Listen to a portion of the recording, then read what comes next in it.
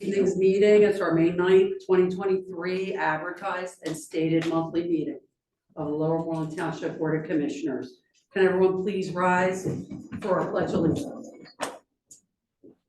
Pledge allegiance to the flag of the United States of America and to the republic for which it stands, one nation, under God, indivisible, with liberty and justice for all. Public participation on all agenda items will be taken as each item is discussed. I'm chairing, it's my committee this evening, it's community development. And the first item is review and consider pickleball courts for Lower Moreland Park. I know everyone is so passionate and compassionate about this subject on both sides of the fence, of the aisle, of the park, of the court.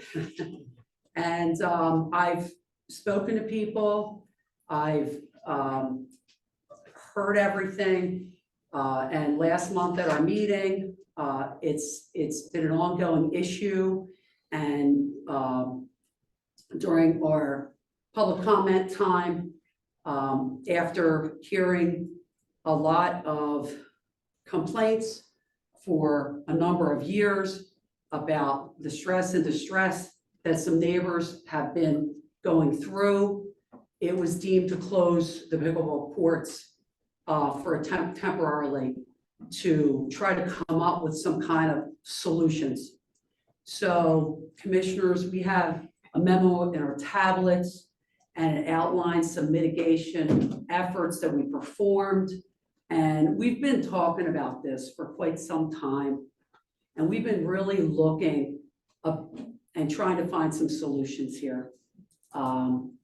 When we first took a look at these courts, and when we honestly didn't know, and I talked to a lot of different people, we didn't know that this was going to cause this much,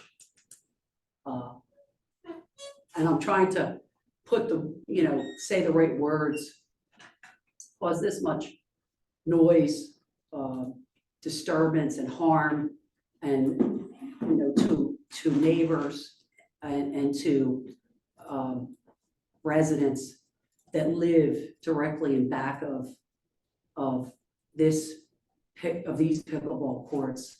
And it's a very sensitive topic. I've spent personally, this happens to be my ward, I represent all the residents in Ward 6. So I spent a great deal of time since these courts have gone in to the park, sitting at the park next to the playground, in back of the courts, in back of the residents' homes. They've invited me in their backyards and said, take a listen. And it's quite loud, it's quite piercing, it's quite popping. And I've been inside their homes, outside their homes, on different levels of their homes, and all hours of the morning, noon, and night. I actually live a few blocks in. I love my gardening, and I do my gardening all, in the morning and at night. And I try to not let anything bother me, but I do hear it a few blocks away. And I also am looking at the whole picture.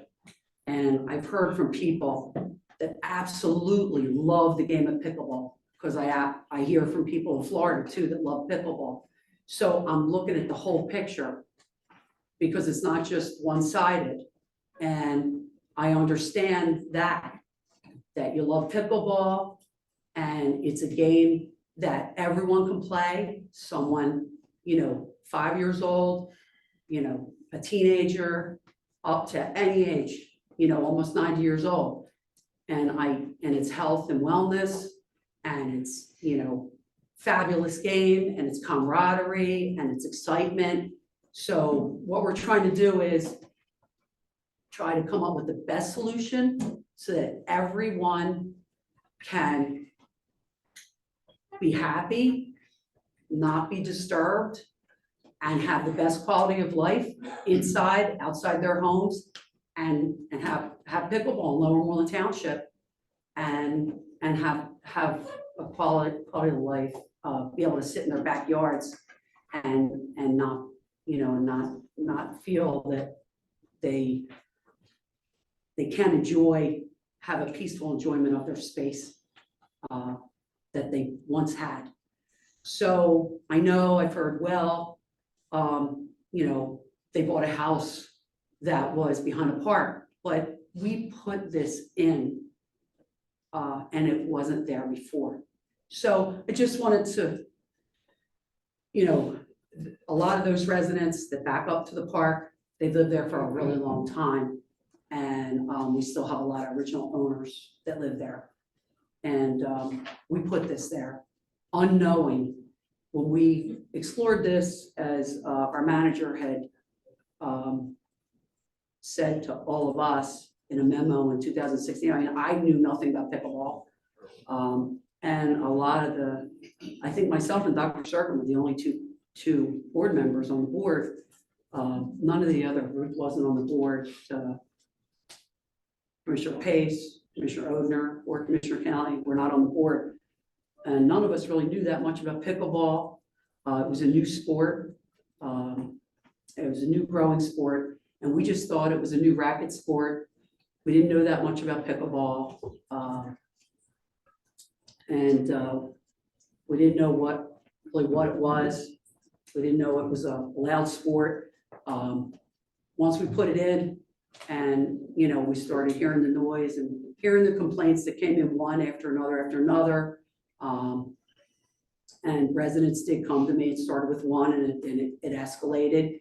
And, because it's my ward, technically, they come to the commissioner who represents the person in the ward. So that's usually me. And then they did come to the manager. So what we're trying to do here is try to find the best solution, which is something that would be not close to homes. And if you do any kind of research right now about pickleball courts, you could see it anywhere. CNN just had an article, I think it was in April 2023, about no matter what kind of mitigation efforts you try to put in, which is almost everything that we did, acoustic block fence, which is the nicest sound mitigation fence. If you put in, trees or whatnot, the best thing to do is try to not, put them close to residences. So that's what we're trying to accomplish here. But I will go over this for the board and for the public about what we did and basically outline what we can try to come up with and what we can try to accomplish and do from this point on. And then we can open it up to the board and the public and go from there. And just trying to be brutally honest with everyone and tell everyone, I know how you feel, whether on one side or the other. And I really love seeing everyone enjoying the park. We all do. Whether you're playing pickleball or whether your kids or grandkids are enjoying baseball or basketball or any part of the park. But I don't personally like to see anyone suffering in any way from any kind of sport. So I'm going to go on and explain what we did with some mitigation efforts to try to help this along and try to block out the sound that just didn't work. So what we did was in January 2021, the board voted to authorize 3 sound mitigation efforts based on noise complaints. We purchased acoustic fence, and that was the first round, and it was basically in the back and a little on the side, and that was installed. And we authorized a time lock gate and some regulations, to update some regulations for the board's consideration, asking, for the use of a quiet paddle, but we really have no way of regulating that and change the hours from 8 AM to dusk.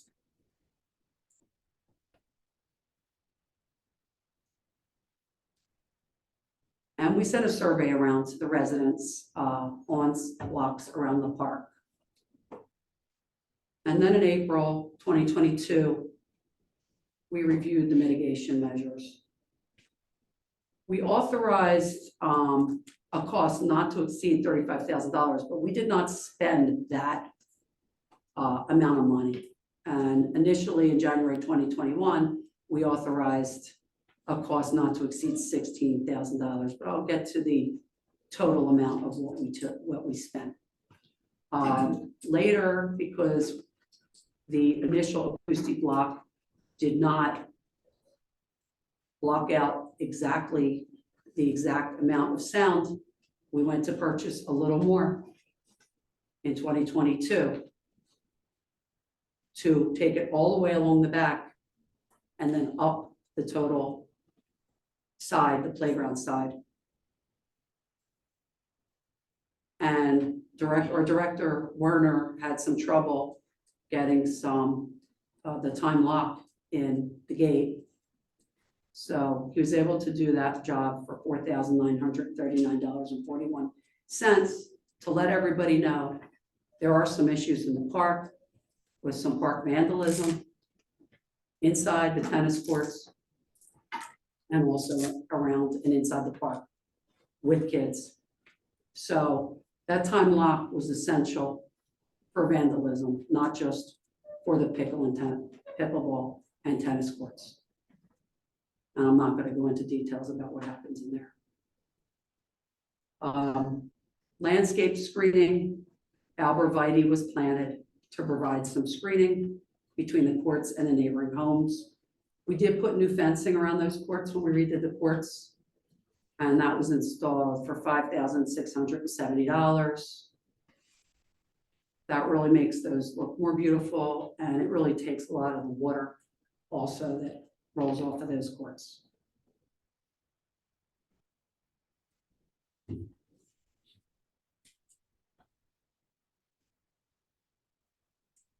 So just as a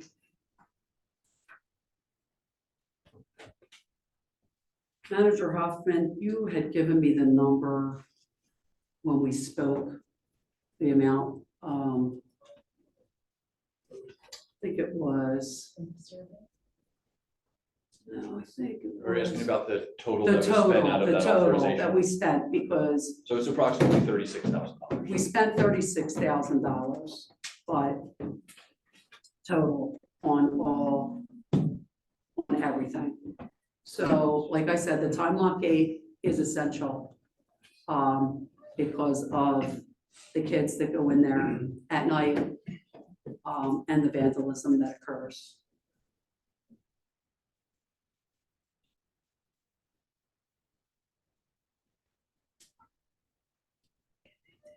So this is where we're at with this.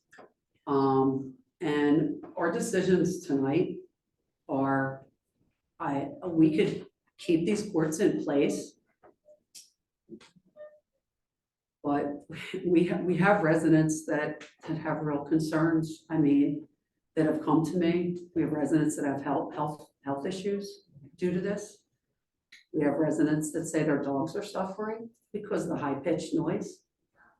I mean, I've talked to residents that I know that are in love with pickleball, and I feel for them because I know how excited they were about the game and love it. But it is a piercing high pitch, and we want to come to a decision, and I want to get to that about how we can still have pickleball for everyone and make this work. So we can keep the courts in place tonight. We can remove the courts and replace one additional tennis court. Our director, Steve Werner, received a quote to strip and restripe the courts as a third tennis court, which would cost approximately $9,500. If we can find a new location for the courts, temporarily, we have the Red Line Gym, which can be an option, and we could stripe out 2 pickleball courts.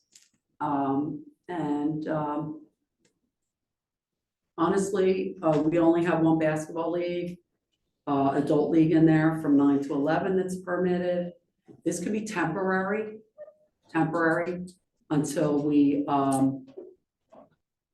right now, until we build a permanent location, which we have a few areas designated right now.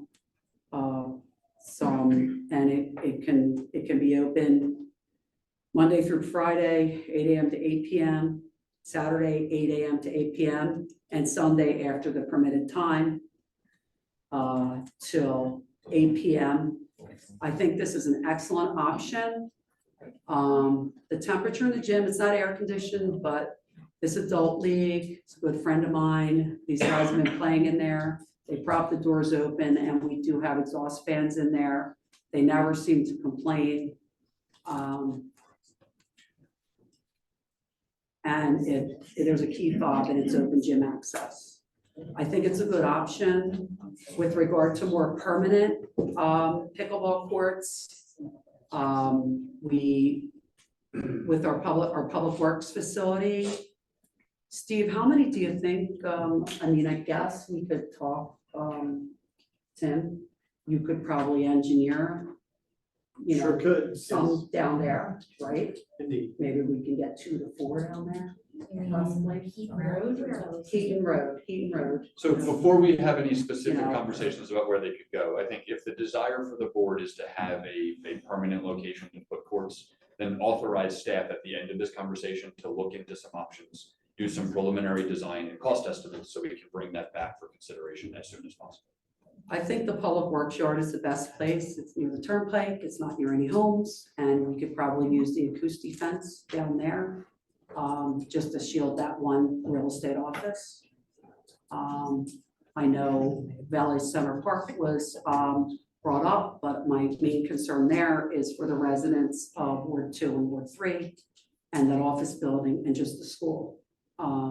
Not really sure about any other location. We have spoken about any other park location. We spoke about moving it from my ward down to by Huntington Place, and I wouldn't do that. I wouldn't do it to Ruth's ward because I just thought it was moving it from one place to another. And we've talked about all other different locations. So my recommendation to the board for this evening would be to keep Lower Moreland Park closed and temporarily for the summer, go with Red Lion Gym and engineer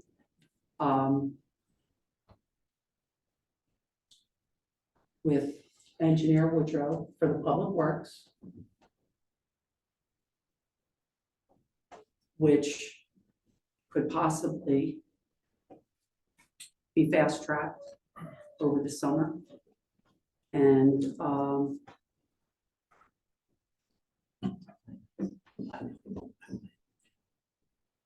move in that direction. And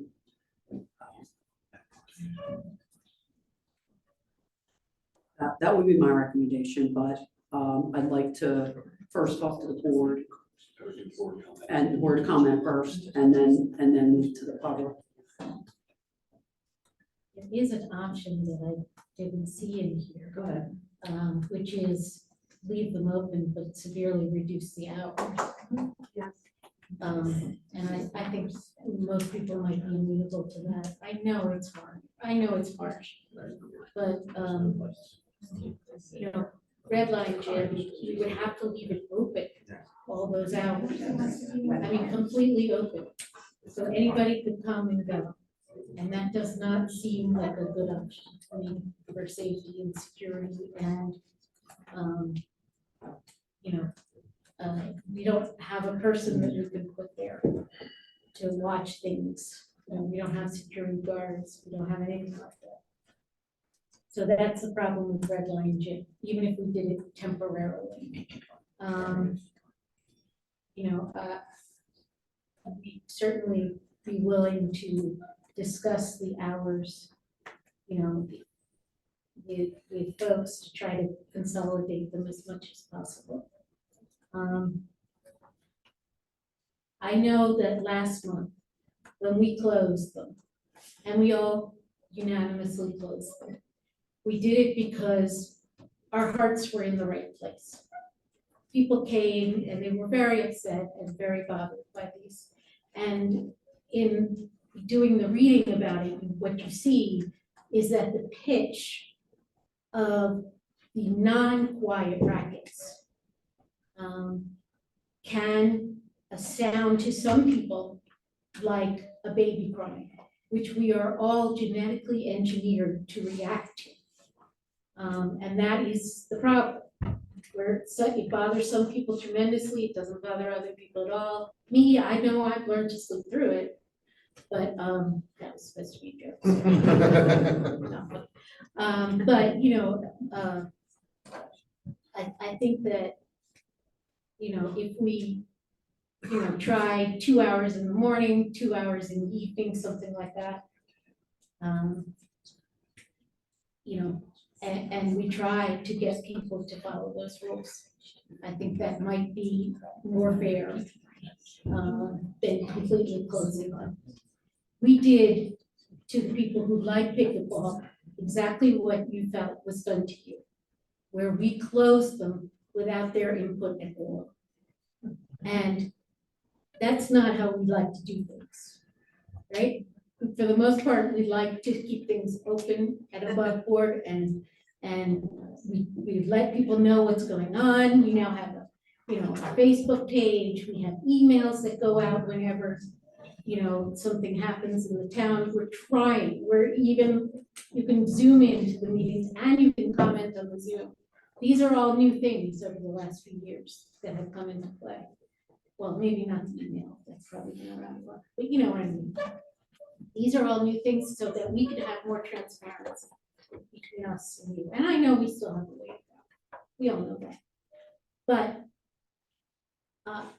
I don't think, you know, in retrospect, I'm not sure closing them permanently was fair to everyone. Just my opinion. That's all I wanted to say. Well, some of the pickleball players told me, and I'm not sure because I'm not privy to the game, but they told me that their games can last from an hour and a half to 2 hours. So I'm not sure about that, but that's what I've been told. So that would only give, I guess, one game, so. Well, per court, 2 courts, right? Right, 2 courts. Right, so, and so that would be 4 games, I think, if we do 2 hours in the morning, 2 hours. Maybe it's not enough, or maybe it is, you can pay each other out for it, I don't know. But it's just one idea. Anyone else?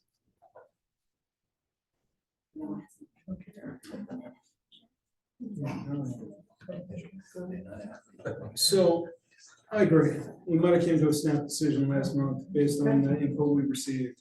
With that being said, it is in close proximity to the homes. I understand that there is the noise issue, and we have to find a better alternative than what's occurring now Right. to preserve the peace of the neighbors that live in that area. I understand that there are numerous pickleball players in our community, and I think we should find somewhere for them to play. Right. Do I feel that's the appropriate place? No, because of all the complaints we're having from the current residents there. With that being said, I believe, as Manager Hoffman suggested, we should turn it over to staff to find an appropriate place for the courts, so we could have a long-term solution to this. Okay. That's my current belief. Oh, I agree with that, we need to find a new location. Okay, commissioners, I'm willing to compromise. Josh, do you have any opinion on this?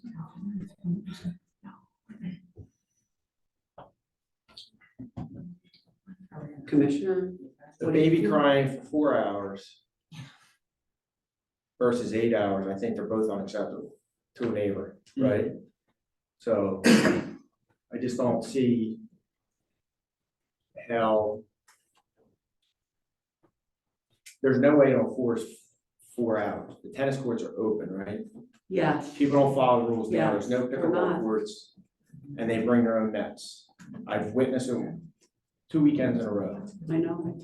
I see the cops parked there, coming in, coming out. There's no way to enforce 2 hours in the morning, 2 hours in the There afternoon. isn't.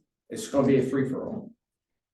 And you said it, you agree the noise is bad, but just deal with it for 4 hours. It's not the right thing to do. It's not. We need to find a new place for it, that's it. I have a question for Director Werner. Steve, do you think, I mean, maybe if we have, keep my fingers crossed with the summer help, if someone, you know, if we have some of these applicants come in, we can have one of the summer applicants at the location at the Red Line Gym to monitor.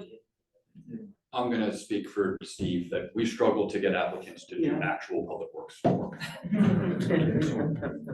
So I don't think that that's unfortunately, that's not a solution that would. Maybe there's a way for a high school kid looking for a Yeah, summer job that's not going to the shore, something like that, but that we would need to first prioritize help for public works. I The know. only way we I'm could do it. looking right now I know you at are, the Denise. president and VP of HVAA, that if they have any teenagers, The only way right we now. could do it is to keep the, what's it, tennis courts on the same schedule. Now, we do have other tennis courts available. don't we?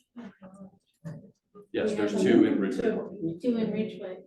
So, you know, we just tell them, these are the hours for both pickleball and tennis. I know, it's not. There's no way to But regulate. it's, and it's still Well, no, behind we'll be houses. doing the Yeah. time locks. People still work from home, that, you can't just, like the hours you're suggesting, when it's daylight, people are working from home, it's Yeah. the same people that want the noise, so If you're you, locking, you can't do it. if you're locking them out of,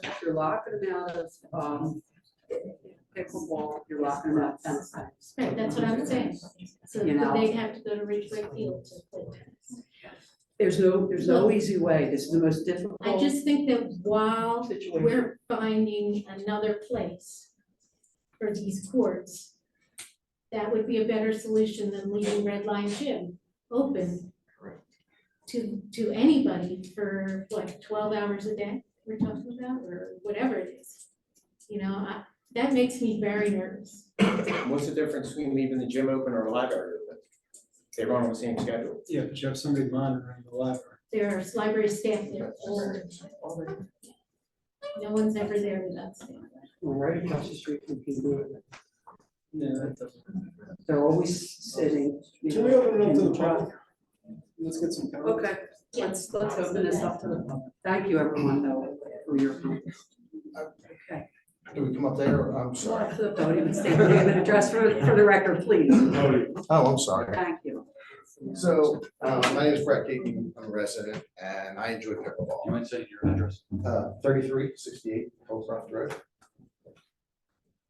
And I really enjoy it, and listening to you guys tonight is really great, that you're at least addressing the situation, thinking about it, and finding a new place. I think your idea over there is probably the best, but I think they still have to do sound things. Based on times and suggestions that you have, what about something that we could, you know, and I enjoyed on the play, something like a 12 to 8, Tuesday through Saturday, and eliminate Sunday and Monday. At least it gives them half of a weekend, Mondays off, and we have to find somewhere else to play sometimes. But, you know, at least it gives them the morning, and I feel bad for the people that are there, and these courts are there, you know, they are allowed. But some kind of period of time that it's not happening. And if tennis, like you said, would be the same exact way, would just have to be shut down as well. Yes. Thank you so much for your comment. Anyone else? Okay.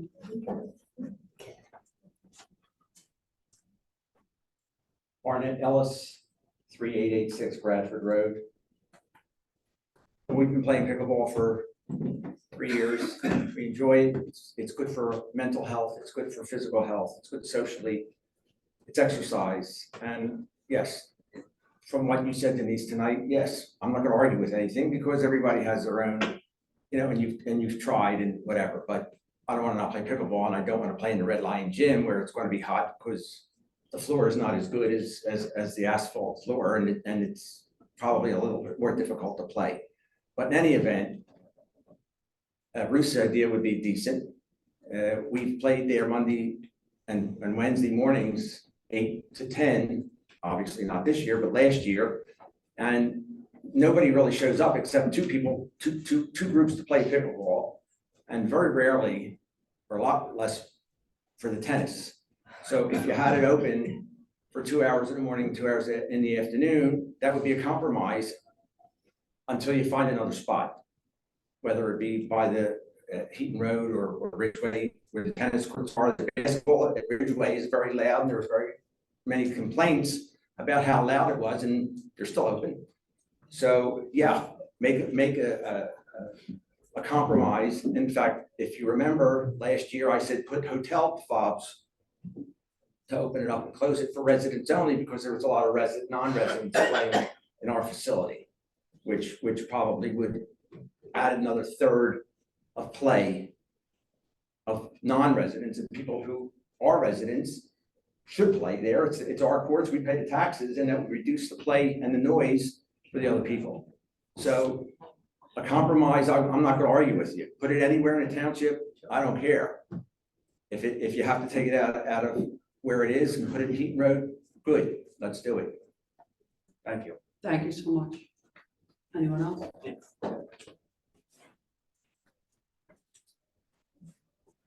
Mike Stone, 848 Red Barn Lane. I definitely recognize the challenges on both sides. I don't like the way the township shut down the pickleball courts without notice. So thank you for acknowledging that today, Ruth. That meant a lot.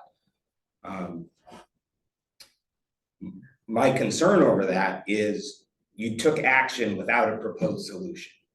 That doesn't sound like good government representation for us. That's the biggest concern I had over this whole process. No notice when people in your community are falling in love with something. I recognize that I live 2 blocks away. I hear the sound all the time. But I also, every time I go out in my backyard, my neighbors are blowing the grass and mowing lawns. And I hear at the park, I hear balls getting hit and roars from the crowd. And that's part of being in the community. When you live near a park, you deal with all the noises. I hear the basketball going on. Those are all parts of being part of the community. And one of the reasons we actually moved into our house was to be near that park so we could utilize the park facilities. And then you guys took something away from us without giving us an option. So I would recommend that you actually leave the pickleball courts open with limited hours until you have a long-term proposed solution. That's what I would recommend.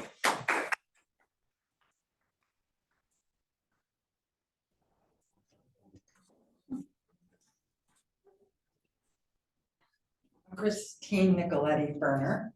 I live at 284 Brookdale Drive. I wrote something, so I'll read from it. I think as humans, our tolerance or intolerance of specific sounds is highly subjective, I think, as we all agree. This is apparent with the acoustic landscape of a neighborhood, and I won't argue that pickleball does not make noise. In fact, a park or playground, I think, as we all know, is a gathering place and a place we should expect noise. When the Pine Ridge School expanded right behind my house, I had no choice but to live with a new park driveway and a parking lot that wasn't there for 20 years before that. Since then, I live with traffic, idling buses, and people hanging out doing a variety of activities, as you can imagine, kids screaming, skateboards, bicycles, things that never existed before. But I moved next to a school, and I knew that I would probably have to live with it. I never complained to the school. I live with it, and I learned to like it. I learned to like it. We used taxpayer money to build the pickleball courts and a ton of other money to remediate the noise it caused a few neighbors, and I can empathize with that. But then, as we all are discussing tonight, without notice to any of the many township residents that use those courts, we abruptly closed them. And our form of exercise at the park was removed. I went to the park that evening and I actually thought the nets were stolen. And I immediately started going, what happened? Oh my God, someone stole the nets.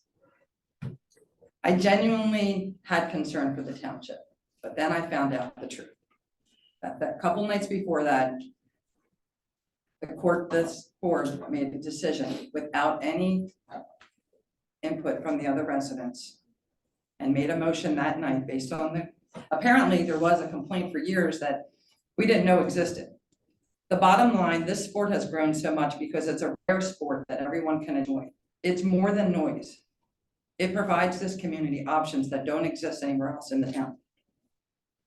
I too have spoken to other residents, many who are here, some unable to be here for other reasons, some your neighbors, some right behind Abdel, some Denise's neighbors who play on those courts. They live by the park, they use the courts, they love the courts, they love the noise. They love playing there. They love hearing all the kids playing over there. It's also not just residents complaining, it's residents enjoying. And vandalism and teen issues that I've also had brought up, I would like us to make sure that we put that aside because those courts will remain there regardless of whether they're pickleball or whatever else they might be. Many residents enjoy the courts and want them, as is evident here tonight. You have a lot of people that are normally here. We want our voices heard.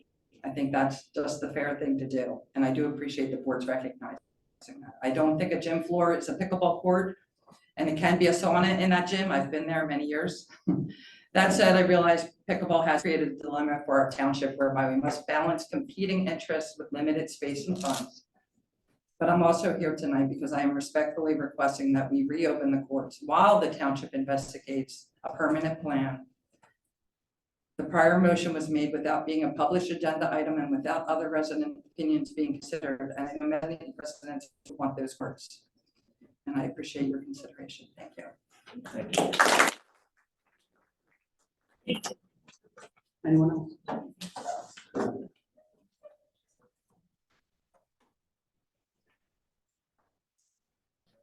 Steve Geiger, 820 Broadmoor Road.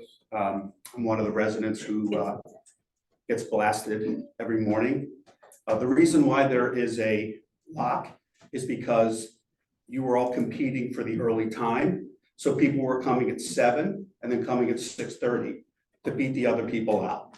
So that wasn't fair to you. I always said to Denise that there should be a way to sign up for playing time and it should be not chaos, but organized chaos. I want to tell you about the sound too. I've been in the park for 25 years. My wife lived there for 50. There's no sound like pickleball. So don't give me the kids playing baseball, you know, the kids on the playground. The park is so much busier today than it was 3 years ago when it was renovated. And that's not an issue. It's never been an issue with me, is the kids playing and the screaming and all the noise. That doesn't matter. Pickleball, even by the Pickleball Association standards, is 20 decibel higher than, say, tennis. Pickleball's at 70 decibels. Don't shake your head, it is. I can show you my phone. This guy, Bob Unitek, who's a technician, has pickleball at 100 feet away at 70 decibels, which is the sound of a freeway. Steve, address us, please. What's that? Okay, Address us. okay. It's the sound of a freeway. So I know people are saying, you know, there was no meeting to take this down, but there was also no meeting to put a freeway up 60 feet behind my house. Just so you're saying it. And to Mr. Pace's point, are you asking us to say how much do we want to listen to this? 4 hours a day, 8 hours a day? Ruth, I would appreciate if you would come in the morning and in the night to be the monitor. Because as everyone said, this will not happen. People are going to come and they're going to start to play at 7 o'clock and they got to get out at 8 and they're going to stay till whenever it gets dark. It's not going to happen, trust me. So you're going to have to monitor it. And so this sound at 20 decibel more is according to the experts, and I'm not a sound expert, because in Philadelphia, Chestnut Hill, they did the same thing. And the sound was registered sometimes at 60, sometimes at 70, and then sometimes at 79. So for every 10 decibels sound higher than another sound, it sounds to the human ear twice as loud. That's the experts say. So if the park, when it's quiet, is 40 decibels, is what this expert said. Pickleball at 70, 2 times 2 times 2, it's 8 times louder than what the residents are used to, just so you know. If you have tennis, if you have other sports, that decibel sound goes up a little bit. So it's like a heavy rainstorm at your house. So your decibel in a quiet neighborhood is 40, with a rainstorm, it's 50. Pickleball, 70. Now, if it's Brett Keaton, I'll address you. People like to scream a lot, and Brett, there's no disrespect, that's fine. That decibel sound goes up. When it's heavy hitters and it's screamers, 70 goes up. And so that's basically saying, live with sound that is 4 times louder than what you're used to over 25 years. And all I could ask you is, this to me is the ultimate not in my backyard issue. Ultimate not in my backyard issue. I have more people come up to me sympathetic about it than you could even know. If I had $1 for every person that came up to me in sympathy saying, I don't know how you deal with that, I could buy us all dinner tonight. I am not kidding. So you may like it, but my answer to you would be, I have 3 friends that play pickleball as much as you and love it. They play at Mason Mill, they play at Cheltenham, they play other places that I don't even know where they find it, but they play. So why can't you find other places? Why can't you go to Mason Mill? I drive by Mason Mill every day, and there's times when the courts aren't busy. The courts aren't busy. I mean, the township is giving you a solution for all this time of day. I mean, it's great that I understand it's not as ideal, but to me, pickleball's not, you're not entitled to it at Lower Moreland. Like, you're not entitled to it. You tried, it was wrong, and so they're gonna work to get it back. I mean, and I get the communication. I hear you and I agree with you, because I felt the same way. When I woke up that one morning and it was quiet and I'm with my dogs, and next thing I know, the whole world sounds like it's shaking. It's quite a shock. I get what you're saying. And so I just think that we can't monitor the parks. I know that for a fact. I've been here for 25 years. You're not going to monitor it, and what are you going to ask the residents to do when people are playing 8 to 10? So now it's 11, now it's 12. What are we going to do? We're going to call the police? I mean, is that a good use of Chief Scarato's resources? Absolutely not. It's ridiculous. Joe, I saw you at Wawa on Saturday. I was at Wawa, and I know there was an incident. You were there. You didn't see me. I went home at that Saturday, and there was pickleball. People brought their own nets and were playing. And there was no way in God's green earth I was going to call the police. Not after I saw a lady down on the ground at Wawa and the police resources there. I'm like, this is ridiculous. It's stupid. So we can't monitor the park. We never have, and we never will. So you're asking us, the neighbors, how long do you want to deal with it and tolerate it until we find a permanent solution, when you can go to other courts? You can find other ways. I had a neighbor here last weekend who lives on Broadmoor Road, and he and his wife play at Mason Mill. They won't play behind my house because they say, we know how loud it is. They play elsewhere. I mean, I have neighbors that live up on Spring Run right near Penny who say, Steve, I've never heard a sound in the park ever, and they hear it now. So high-pitched sound in a very intermittent way it's akin to torture. I mean, it's like you having dinner, put on your spigot, your faucet, and then you have dinner, you're gonna be fine. But have a dripping faucet to have dinner where the sound's intermittent. Eventually, it's going to get your attention to it. It's going to drive you bonkers. And that's what pickleball is. It's just an intermittent sound it starts to take over. So a lot of the comments that you read from CNN and different articles are about like it drives me crazy. It makes me, drains my energy. All those comments in a way are just the same way of saying that it is like disruptive to the human body because of the high pitch, the infrequency of it, because you never know when it's going to happen. So you start focusing on it.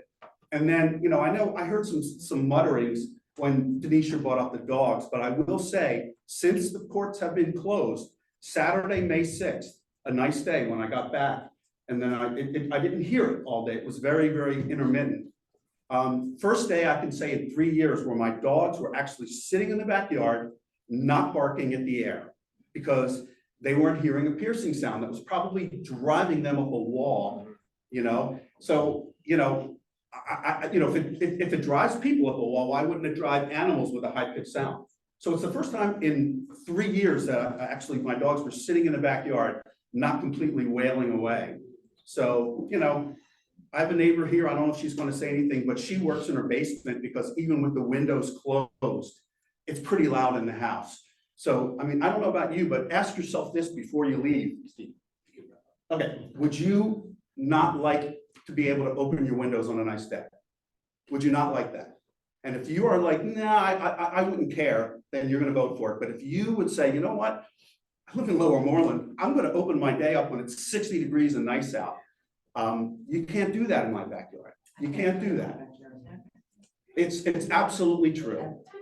So we are gonna disagree, but it's absolutely true, and that's all I have. Thank you. Thank you so much. Anyone else?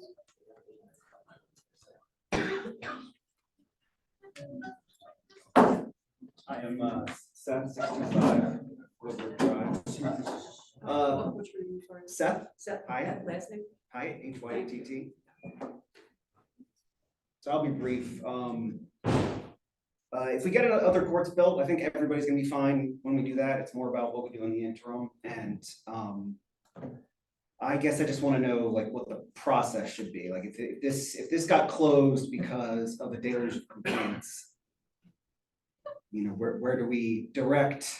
Like, I just feel like, yeah, we're not entitled to anything, but whatever the majority of the township wants should be what happens, right? And I guess I wanna know how that's gonna be, like, how do you measure that? Well, here are the options. I'm just sitting and listening. Yeah. You know, the options are keep it closed Right, and find a temporary location, which sounds like right now is only in the gym, right? The Red Lion Gym, which folks don't seem to think is a good idea. So, and if that's, you know, that's an option, that's only an option. In the meantime, if the board authorizes the staff, they will look for a permanent location, which probably isn't going to happen. Right. To find it and then to build it. And it sounds like the public works yard is the, you know, the best location at this point. but so the issue is, until then, in between, open or closed, and just like, how should the pickleball community express their voice? Like, is there a place You're to? doing it right now. You're doing this. Well, I know, but I mean, This is if what's it's like going is the decision gonna be made by the majority of what the township wants, Yeah. right? Yeah, So- the board has. Should people be sending letters, should people be sending emails to say, just so you know, I'd like to keep them open, or? Well, probably should have done that before this week. Yeah. Because this is where we're going to decide. Okay, right, so you guys have at least been getting We those don't- letters, We're not required to decide by majority rule, right? where we do what we think is best for the community. Yeah. You know, How does the board though decide? Is it a majority It's with you? majority. it's a Yeah, majority. it is a in majority us. with you, I okay. meant majority of the people. So this is just my first getting into political action at all, so. Where, like, yeah. where do we, Let you tell you, You're here. we're doing the best we can. Oh, I believe you, and I This is a totally small understand both community. sides of it, I'm just. We don't want anybody to suffer. Put yourself in all of these neighbors that are not really I do here. understand both Just- sides, just I'm just listen. asking. These courts were installed in 2019.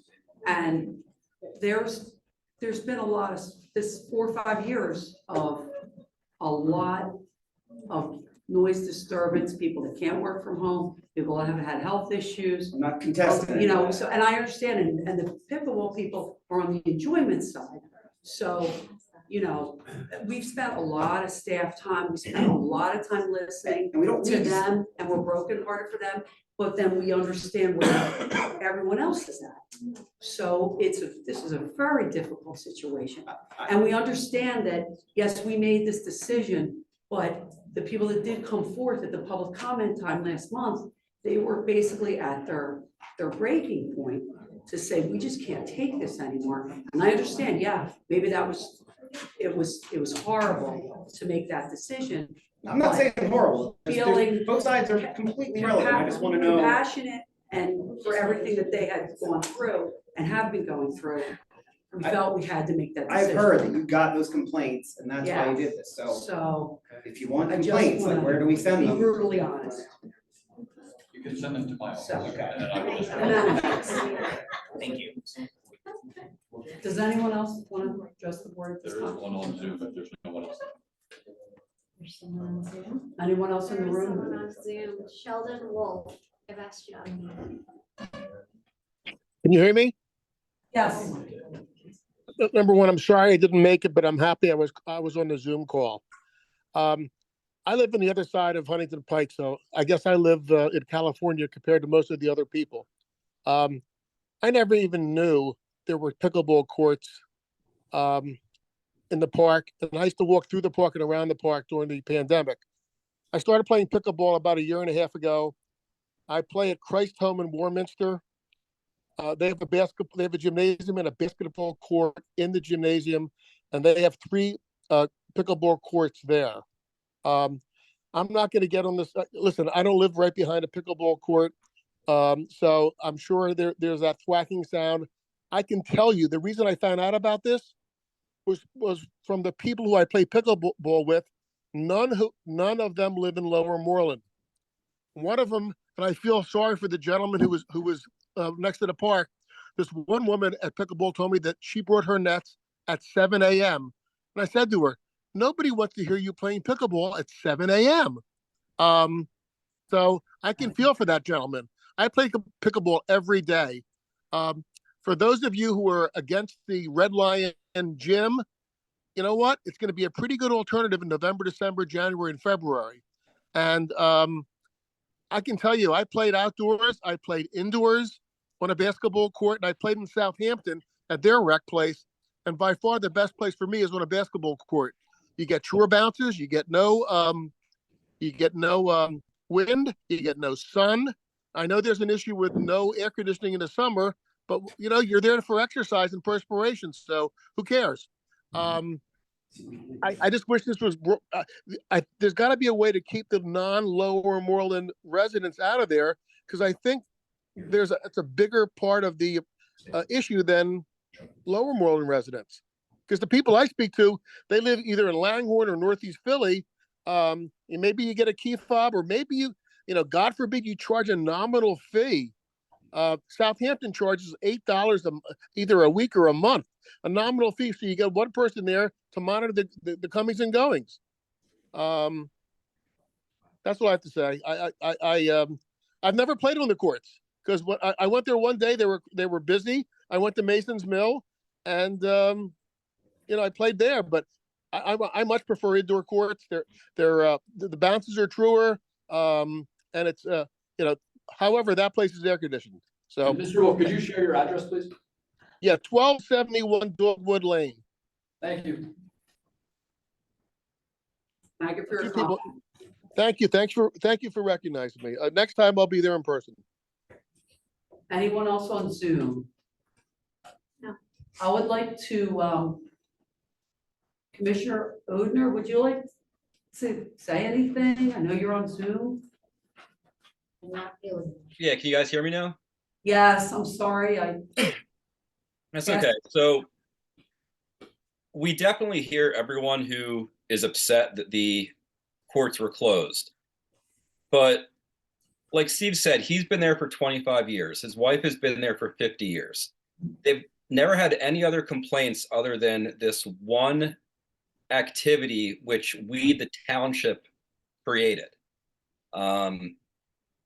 So I think that, taking a month to stop pickleball, we can get to this point. I'm kind of amazed that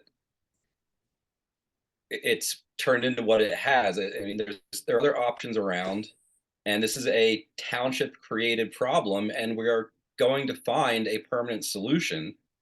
But I tend to agree with Mr. Geiger. This is a, not in my backyard thing. So I think that, if we're able to figure out a way to make the gym work, I think that's the best alternative in the meantime, because they can play whether it's, raining or not. And I think that, do we have any idea as to how long it would take to get, Keaton Road up and running? Is there any estimate or guess on that?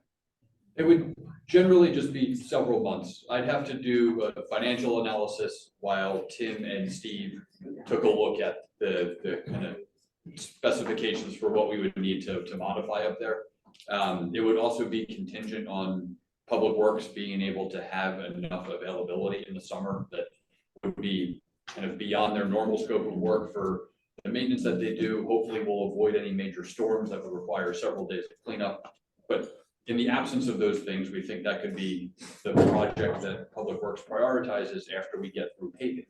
And if they can get it 80–90% of the way there, then we know that there's elements that we would need to do a bid to bring in a contractor to do the final paving, to coat and stripe the courts.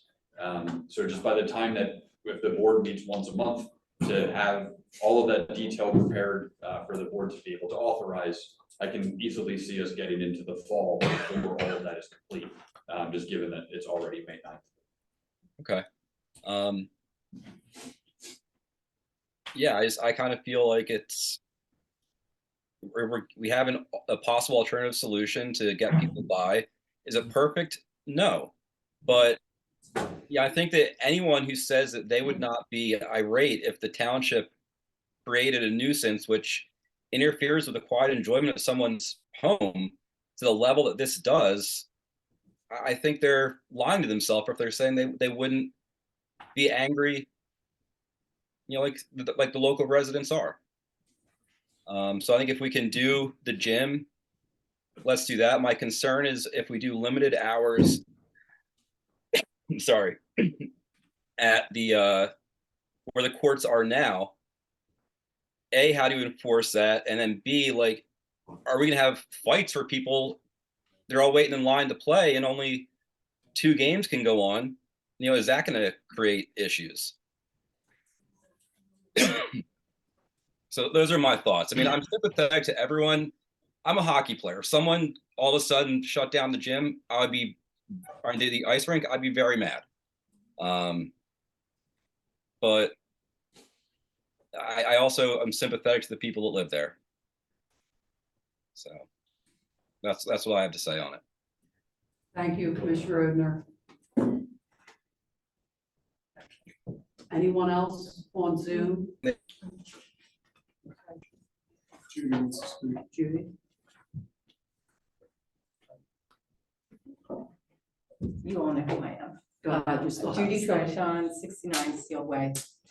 I spent a lot of time talking with commissioners and others about this issue, but I'm not going to repeat anything. I'm very grateful for some of your comments, Ruth, because kind of the first half hour was all about figures and numbers and not about people. So I'm hoping that we can mediate this and come out with some sort of interim solution. I wanted to just raise 2 considerations. One is the crowd here is about what you would have expected to show up tonight, but what is missing here is the hundreds of kids that are playing this game now. Some of whom, like, we introduced them to. I started in July, it's not my main sport, but as a means to help my husband with physical therapy. He's had 3-year recovery from COVID and several surgeries.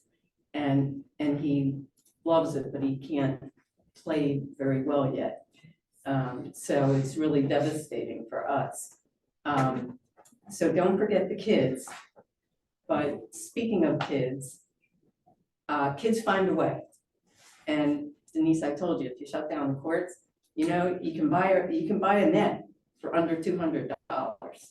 So try measuring the street. It's real easy to just play in the street. You're not going to get the wind control, but people could pop up and just play it right in front of their house. Just like, when we played street hockey, just like we rollerbladed, just like the kids played basketball, they'll just find another place if they really want to play.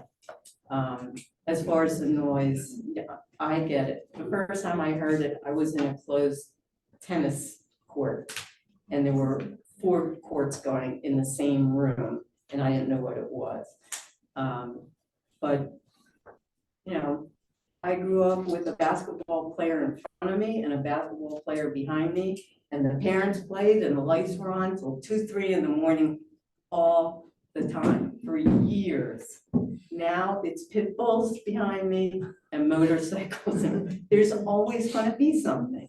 There's just always going to be something. And we just have to find a way. That's all. But it'll work itself out, right? skateboarding, whatever it is, there's always gonna be something new. So we just have to talk to each other and work it out. That's it.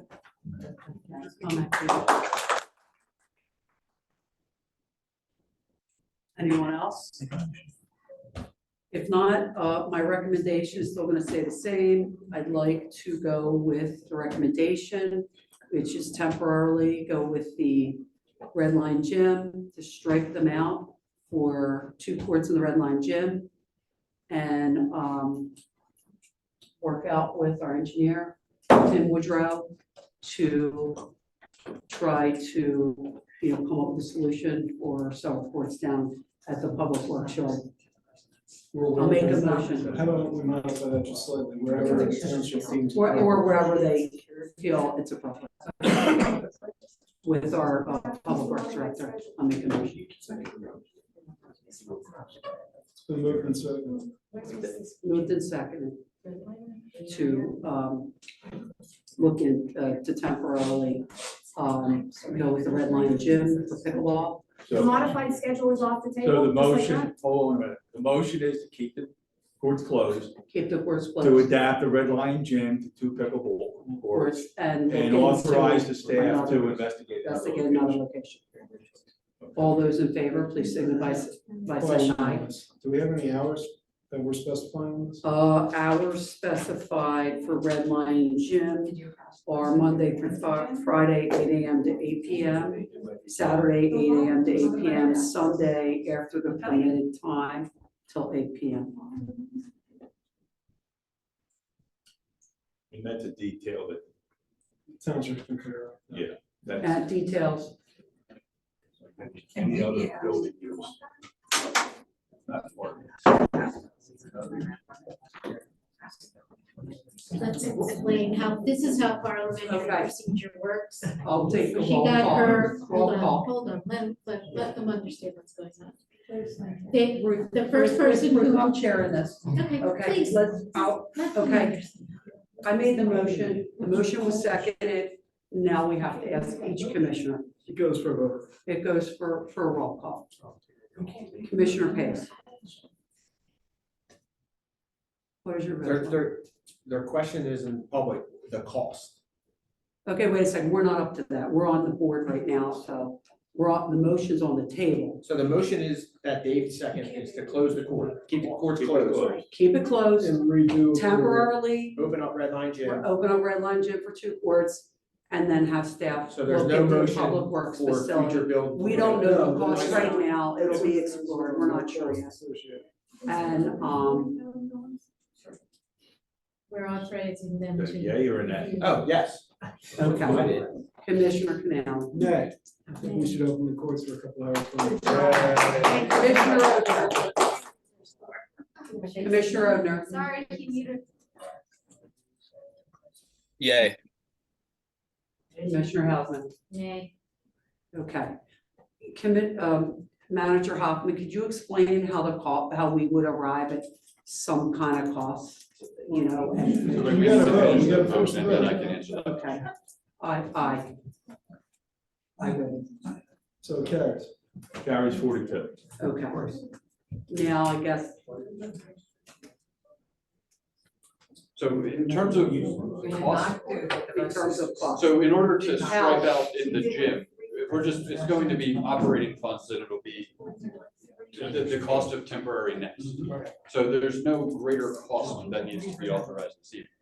The cost that we will generate, based off of an estimate and then likely need to solicit some bids, we'll take a look at materials cost of what Public Works is able to do.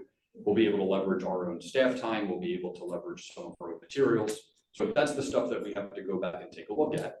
And then when there is a more significant, like specific permanent location being considered, that's when we'll ask the board to authorize a specific cost. So there's nothing more necessary for today.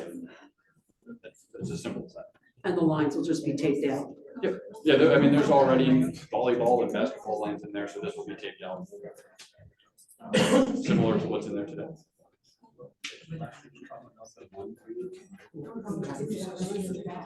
Okay, we'll take a 5-minute recess. That's all right.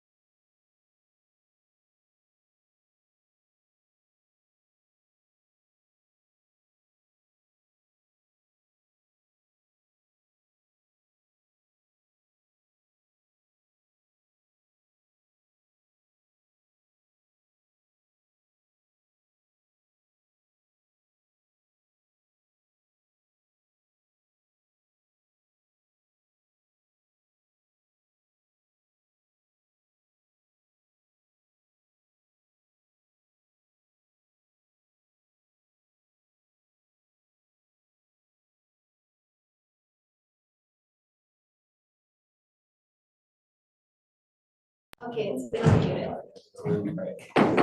Okay, we are reconvening right now. Next item on my agenda is the building officials report. This month for April, we had 54 total permits, 1 commercial, 53 residential, 234 permits were issued year to date. 268 permits were issued last year to date. 84 inspections by type for the month of April, 64 residential, 18 commercials, which we were dropping off significantly, but we're still doing okay. Thanks to Bob and Bob. We, under the complaint violation notices that are issued and days that comply and the actions needed, there's 38 of those. And as always, a lot more calls and follow-ups come in. Under use and occupancy certificates, we had 4 business UNOs for the month of April and 5 construction UNOs that were issued.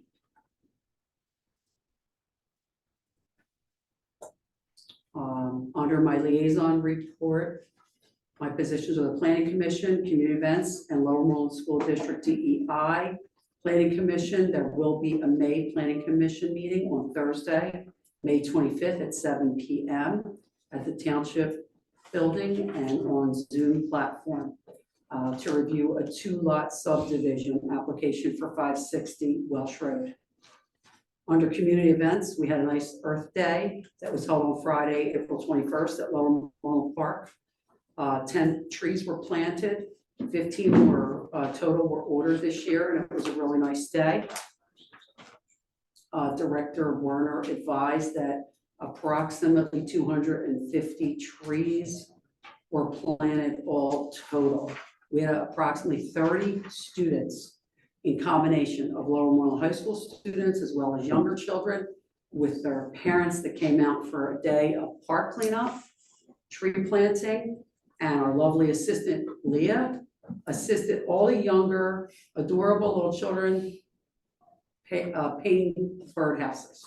And they had a lot of fun playing games and joining in an educational Earth Day activities. Everyone left with a goodie bag filled with educational, environmental, and emergency management sources and resources. So if anyone wants a bag, you can contact the township, and any one of us will be sure that you get one.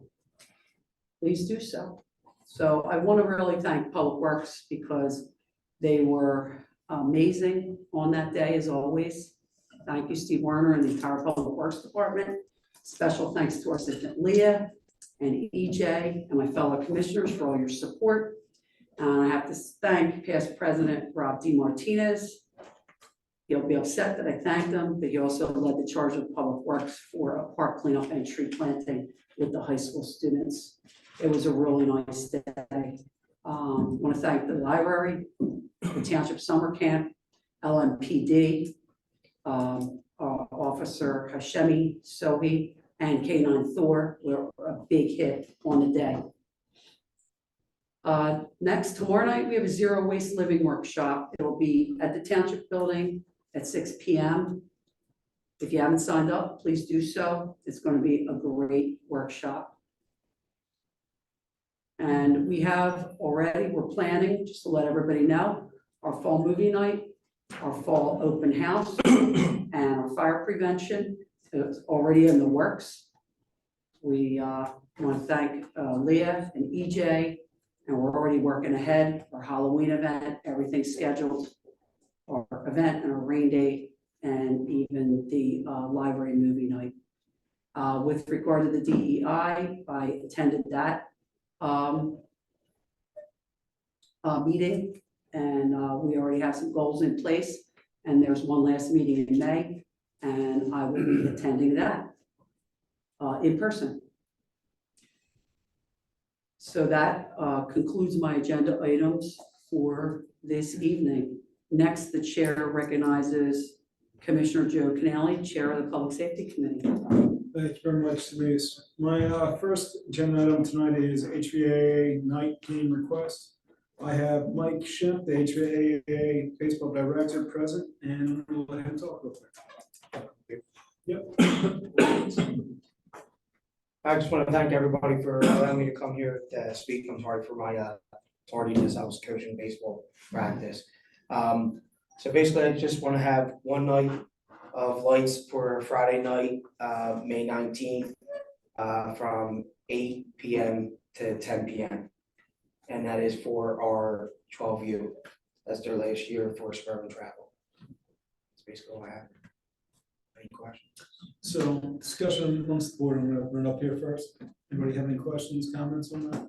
Good with that. What's he? No, that's Kids will great. probably love it, right? Hopefully you get good weather.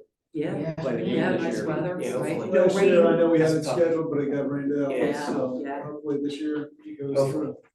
Any comments from the public, either in person or online? Take that as a no. All in favor? Make a motion to Yeah. approve. Second. All in favor? All in favor? I'll make a Motion. motion. Motion was moved and seconded to approve the May 19th HVAA night game from 8 to 10 at Lower Moreland Park. All those in favor, please signify by saying aye. Aye. And no, any opposed? No, the ayes have it, motion's passed. Thank you so much. Have a great night. Thank you. Sorry. Chris, can we put something out on the township website? Just to answer? All right, next item on my agenda is Chief Scarato's report.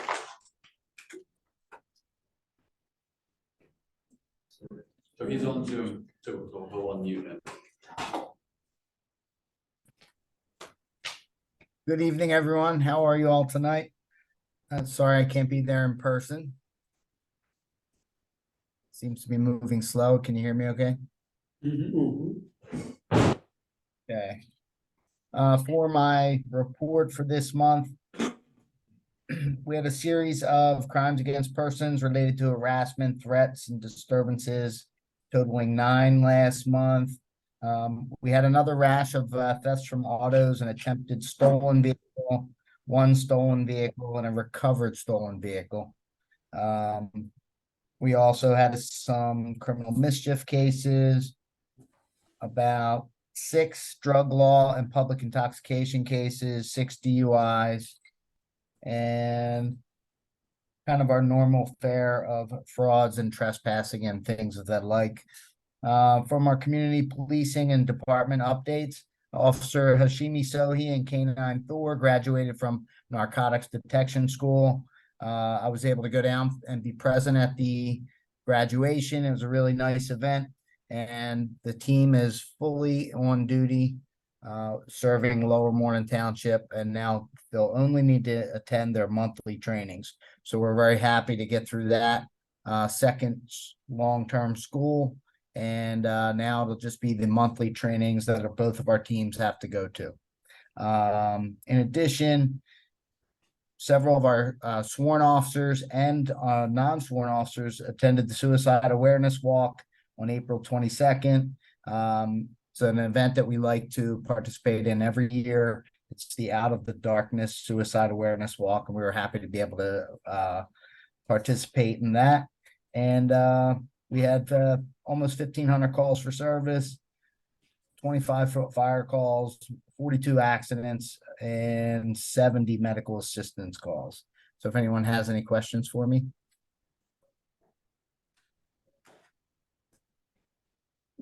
No questions from the board? Nothing from the public? Thank you, Chief Scarrato. Fire Marshal Shelley. Back next month.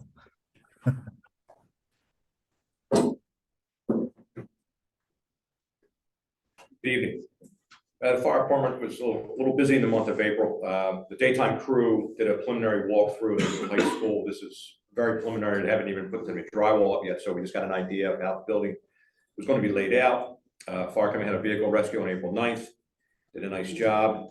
April 9th, the same day, we had a large brush fire with McKinley Fire coming along the Pennypack Trail. On Saturday morning, April 15th, our own fire chief, Bob Shattuck, ribbon for the new dugouts. That was on our Facebook page. Saturday morning, April 22nd, we had a shed that was fully involved in fire between two homes on Maple Road. Fire company, along with Burnett, did an outstanding job of knocking the fire down and keeping the damage to a minimum. Huntington Valley Fire Police did a reunification drill for Pine Road, and our crew just basically did just observed it. And then we had a gas leak, and we had a box truck take down some wires in front of a businesses on 74 Franks. We were out there for a little while until Pico secured the power, and we checked the inside of the businesses. This Friday, just as a reminder, May 12th, between 6:30 and 8:30, we would do the Friday with a firefighter. So we're looking to promote the volunteer fire service and hopefully try to get the volunteers to join. On emergency management, Bob, where's that gonna be at? at the firehouse. Yeah, the door's open and guys will be in Class B, and hopefully we'll get somebody to come in and at least get, even, if not for a firefighter, even a work director. So we're gonna try to promote it. Emergency management, we did the Pine Road Elementary, like I said, we did reunification. That was a school district exercise and went very well. And we're hoping to enhance that this summer with first responders and doing a large drill working with Detective Brown. Nothing real new with the county, except they're just still waiting for the new warehouse and storage area to get up and running. Quite a few fire investigations with the other local fire departments. We are running between Abington and Cheltenham, kind of like a task force right now that we're all helping each other on investigations. In fact, we're all over in the Lavrock section today doing an investigation on a house fire this afternoon. UNOs are increasing, inspections are increasing, and again, Bob and I are handling, mostly Bob's doing most of those complaints. And also we did pick up this year, the Channel 6 Save a Life program I picked up some smoke detectors, and they gave out CO detectors this year. So we have quite a few of those as well. So our stock's in pretty good shape. We have been giving them out during the year, and we will install them for nothing to residents who ask for it. Any questions from the board? From Can the we public? put the smoke detectors and CO detectors on the Facebook page? Is that okay? We can. We usually do it by word of mouth or by when they call into the phone. Because the other fire company I run with, we did put that on our Facebook page, and we ran out in about 3 days. Wow. So we didn't get an influx of them. So we try to keep some of them. People do ask for them during the fall fire prevention, and then we'll go out and do that as well. Okay. So we can work out something for some public relations or put it on our Facebook page. Okay, Yeah. thank you. Chuck, you had a question? For the public safety committee, not for the chief, but not for fire marshal. Thank you, Fire Marshal. Okay. Thank you.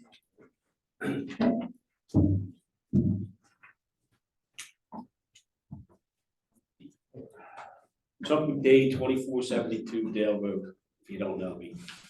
I have a question. Where are we at with the purchasing of a new ladder truck for the Huntington Valley Fire Department? Can anybody answer that for me? Like, I can take care of that. So the fire company had their subcommittee that came in to present last year. So I have the binder for their recommended truck. Given all of the collaboration that was going on between Huntington Valley and Bernathen Fire Companies and the Moreland and Bernathen Borough, the feedback that I had received was to first hire the Chief of Emergency Services, get their input on the appropriate apparatus to purchase, since that will be very impactful for both communities. So that's how we've been operating. I will share with the board that I do have a call tomorrow with Univest Bank, because I do have it in my mind that we need to have a funding strategy for when it is time to do that. So those things are underway, but ultimately that authorization is something that the board has requested that we have the Chief of Emergency Services on board first to advise about. So when is that going to happen? Applications, the application period closes on May 15th. May 15th. So at that presentation, I believe the firefighter said, the more we wait, the more money it's going to cost. Do we know if the cost has went up or has it stayed the same? At this point, I have not reached out to that vendor, because I do not know that that is the truck that the chief is going to recommend to you. So we're relying on an outsider instead of our volunteer firefighters who recommended this truck, we're relying on. I'm going to discontinue my participation in this conversation. So go ahead. Okay, so we're relying on someone who we don't know yet So to purchase a truck. Let me finish, Joe, go ahead. because I was here for that Let's presentation. call it public comment too, Chuck, not an argument. John, I didn't ask you a question, okay? When I ask you a question, I will address you. I'm talking to That's not Commissioner public comment Canale, either. okay? That's I don't argument care. for I'm talking to solicitor, Commissioner Canale. He Okay. said, he told me to go ahead, and I'm going ahead, okay? So I didn't ask you, so be quiet then, okay? Thank you. Hold on. Thank you. Chuck, just calm down. But I don't, he interrupts all the time. Joe, I'm asking you a simple question because Chris stopped, okay? So, public safety, I'm right? a parliamentarian, Chuck. That's great, John. That's great. Okay, it's great. And I'll continue to be the parliamentarian. Great, fantastic. Go ahead. Go ahead. Yeah. Where are we at? So we're gonna let what's his title again? Chief of Emergency Service, when our volunteer firefighters put on a presentation with the recommendation of this ladder truck that they think that would suit them, with some modifications to the house. Right? Go ahead. Finish your Okay. comment. So we're gonna rely on an outsider to purchase this instead of listening to our firefighters? So Don't engage. Chuck, thank you for your comments on it. And it's on Why the can't you advisory engage? right now. I can, I am, but I'm advising not to, that's fine. because it's pointed, and so just. Good. Good. I appreciate your comments, but as the board stated before, we are waiting for that chief to be hired and want his input in as well, because this is a truck that the township will have for the next 20+ years. Right. And we want to make sure that it fits with our ideas with possibility of a new station, which we're talking about reevaluating all the public safety buildings and all the township facilities and making sure we do pick the correct apparatus. So you mentioned a new fire station now, correct? Well, I said we're evaluating it. Evaluate, but isn't that the chief emergency services position to do? Evaluate, is this a permanent position that's going to be in Lower Moreland Township, or is this a temporary position? So the conversation we've been having for several years is that we're in conjunction with Bernathen Borough, we are hiring a full-time position of Chief of Emergency Services. A question for Chris, did we accept an award for this, a governor's award for this? We were nominated and received an award. And who nominated? A member of the community. A member of the community nominated? Yes. So did he have any input in this decision? No. He didn't? No. Did he try to do this? What decision? I don't, Who's he? Who we talking? former Commissioner D. Martinez nominated the Board of Commissioners and ultimately Commissioner Serkin's efforts. So, to but drive a nothing's been done, multi-municipal but collaborative opportunity. they accepted an award. That's what I'm trying to say No. here. Nothing was done. By the and they time the award was accepted the accepted, award. the board had signed both an MOU. It was put in 2022, okay? I have the paperwork right here in front Well, of me. you cut him off, so let him finish this time, because you don't want to cut him. You cut him off when he was Oh, talking. I'm sorry, Chris. I apologize. It's really unwise of me to participate in this conversation. All right, Yes. well, thank you for your comments on that. Okay, all right, thank you. Appreciate it. All right, so, but I still didn't get my answer. We're just waiting for the chief emergency service guy to be hired then, before a fire truck is purchased, right? That's the answer. what it is right now, yes. Pickleball first, public safety second. Thank you for your comments, Chuck. Any other comments from the board or anybody online? I mean, from the audience or anybody online? No? Thank you very much. Turn it back to you, Denise. Thank you so much, Commissioner Canale. I will go to, I know, I'm gonna go to Dr. Sir. Dr. David Sirken, Chair of Internal Affairs Committee. Doc. Thank you, Madam Chair. Under item D, review and consider minutes of April 11, 2023. Did any of the board have any comments or corrections? I do not. Hearing none, I'd like to make a motion to approve the minutes of April 11, 2023. Second. Motion was moved and seconded to approve the April 11th, 2023 minutes. All those in favor, please signify by saying aye. Aye. Any opposed? No opposition, motion's passed. Thank you. Under item 8, review and consider May 2023 bill list. Any of the commissioners have any comments on the bill list? This month, I actually had to go to them and ask questions at the beginning of the meeting because I couldn't read until like yesterday because I had LASIK. I didn't know about that side effect. Who knew? Now I do. So now all you know. Once you get LASIK, you can't always read for a while. For me, it was over 2 weeks. But at this point, I don't.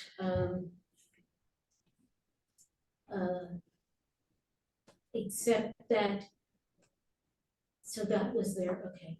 Chapter 94, can you explain that again, Chris? So these are annual reports that we have to file with any of the municipalities where we send sewer.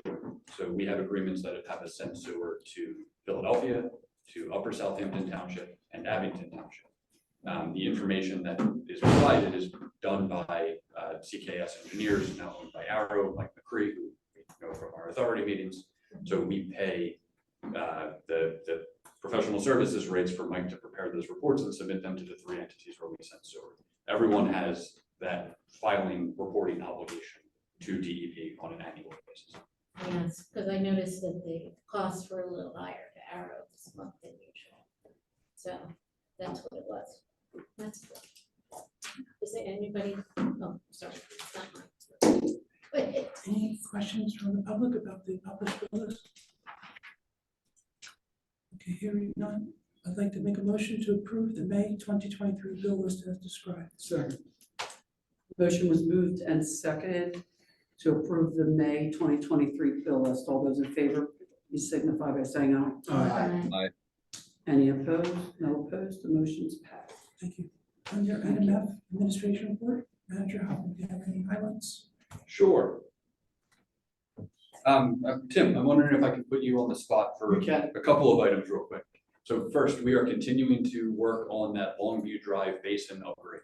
Correct. I'm going to keep talking about this because as we do communication, as we tell people that things are changing around them, we get oftentimes negative feedback.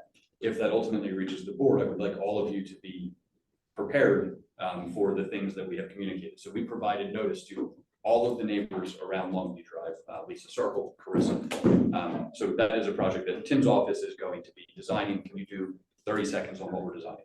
Indeed. I'm not sure if you recall, but a couple of years ago, we filed with the PADEP a pollution reduction plan, meeting our obligation to reduce the sediment load in the Pennypack and Crescent Creeks. One of the projects that was identified in that report was the conversion of the Longview Lane detention basin into a biofiltration basin. So the project would entail creating some additional volume, creating a longer flow path through the basin, some additional vegetation, some amended soils, and generally turning this very early vintage stormwater facility into something that works in a much more improved fashion for both rate reduction, water quality improvements, and volume reductions. And so that's going to change the appearance of the basin from what the neighbors have been used to seeing. The basin today is a mowed turf lawn, which is the polar opposite of what the environmentalists would like us to do with these basins. So it will be looking much more naturalized once it's converted, and I think that is a concern to the neighbors. So we'll continue to educate and provide information and articles and whatever websites would help them understand. So, and now that we've done that initial notice, I think the next thing would be after we have a specific design that's agreeable to the vendor that we're working with, and we want to share that with that neighbor as well. Not expecting that that's going to make much progress, but we're going to try to provide as much public information as we possibly can. The next item that is another one I was going to call in for, but we also have a distinguished guest in the audience. There are 2 projects in Brant and Borough that are in immediate proximity to Lower Moreland, being either downstream or immediately across the street. I just wanted the board to be aware of the school and thrift shop projects, and if you can give us 30 seconds on those and how you kind of oversee those. Yeah, absolutely. So again, 2 projects in the borough. I guess the thrift shop maybe is the first, on Buck Road, kind of opposite to where the new maintenance facility is built for Philmont Country Club. It's a rather small facility. There are some parking spaces, some stormwater management facilities. I am reviewing that plan on behalf of the borough. The borough engineer actually was the designer of that project, so it's conflicted out of reviewing his own work. So I reviewed on behalf of the borough, and I just wanted to make sure that that the concerns of the community were addressed. When we did the project with the country club, there were some drainage concerns along Buck Road, and so we kind of pointed those out and looked for some clarity and to ensure that those things would be addressed in construction. The second and larger project is a new elementary school on Tomlinson Road, kind of on the playing fields on, I guess it's the east side of the existing school. Will be a new school building, and the existing school will be demolished eventually, and turf fields or grass fields will be constructed adjacent, replacing the playing fields that were lost with the new old school construction. But certainly that is on Tomlinson, just above Philmont Country Club, and another very nice project for the borough. HVAA used to use those fields for Microsoft. Joe, do they still?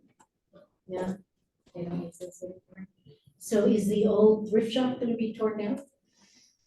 Yes, because it's at the location where they're building the school. So that's Oh, why, that they're is building the new one on Buck Road. Okay. Okay, that's a pretty old building. Okay. So any other questions on that? Before I have one other item to report on. So final item is, going back to 2019, the Beth Ayres Reclamation Corporation, which is the old landfill and quarry at Welsh and Turwood, they had made us aware of filing a draft pilot study to DEP to change the operations of the pump system, because the landfill fills up with water. They have a pump system in place to, at certain levels, pump that into the sewer system. And they have to report to us on a quarterly basis about the leachate that's being pumped through the system and ultimately into Philadelphia. That plan, as to use their engineers' words, fell into a COVID black hole. So they did not pursue that anymore with DEP through until a couple weeks ago. So I just heard from them again that they have submitted that plan to DEP for comment. So I have requested that once they get those comments from DEP, I would like for our staff to be able to have a meeting with DEP, with the BRC consultant team, so that we can understand what those impacts would be. I don't know if it's, if just potential for additional odor as water would build up before it was pumped out, but ultimately they're looking for ways to modify and cheapen their operations there. So I think we do have a public concern about that. So wanted you to be aware that they are now pursuing that again. The plan called for a May 1st start date, but that's not something that was ever actually realistic. That plan just needed to include a timeline. They have not yet even received the DEP comments. So that's something that we will be diligent in our follow-up, and I'll continue to provide updates through weekly and monthly reports to the board, so you're aware of any meetings that are upcoming, anything of that nature. So wanted you to be aware of that as well, and that is everything that I have for this evening. Is there anything happening at the Beth Ayres Reclamation Project? I mean, I know is anything happening in there other than the guy selling wood or? So that's the kind of active use above ground. Below ground, there's the water that leaches into the closed facility, and under the consent order with DEP and the EPA, pumps into our sewer system and ultimately into Philadelphia, and must meet certain standards. They test those and report that to us on a quarterly basis. So what they're proposing is to change that work plan to do something that would probably allow more water to increase and operate the pumps less. Before that would be something that DEP permits them to do, I want to make sure that's not something that we either, I guess I want to see if we should or should not raise concern with that. And starting with a review of those DEP comments seems to be the right first step. I'd love to see the place too. See what we're talking about. I've never, no one's ever, I won't go past the gates, obviously. So I have no idea what's going on back there. Right now, Ruth, it's a grassy mound. Not much to see, but I'm certain that, you know, we could get in and look around a little bit if that was of interest, sure. It is, there's a rumor that it's a Superfund site. That is not the case, correct? So as to whether or not it meets that specific designation, I don't recall the answer to that, but there is a consent order with DEP and the EPA for how that operates today. As to whether or not that means that it's super fund, I don't.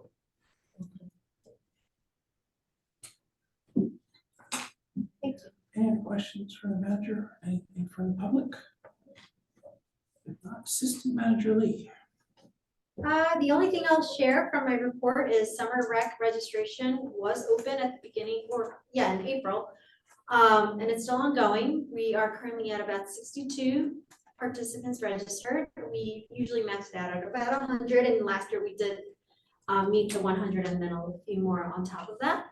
But so far everything is running according to schedule. All the counselors from last year have come back except for two, who the two are in college and doing internships and other jobs, pursuing future careers. That doesn't involve summer rec at Lower Moreland.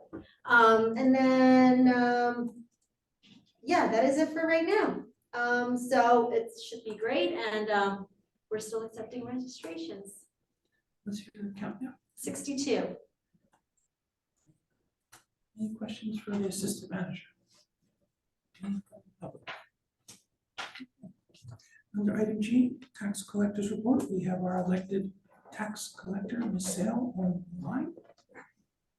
Thank you, Dr. SIRKEN. So for the taxes, we've collected at face value 89.96% for a total of $5,394,052. And the outstanding balance for the taxes is $602,053. Trash collection at face value is at 91.34% for a total of $1,317,750 with an outstanding balance of $124,950. The discount date was April 14th. The next due date would be the face. If anyone had missed the discount, that will be June 16th. Reminder letters will go out the end of May, beginning of June to all those who have not submitted their payment, which right now is about 400 parcels. Any questions from the commissioners?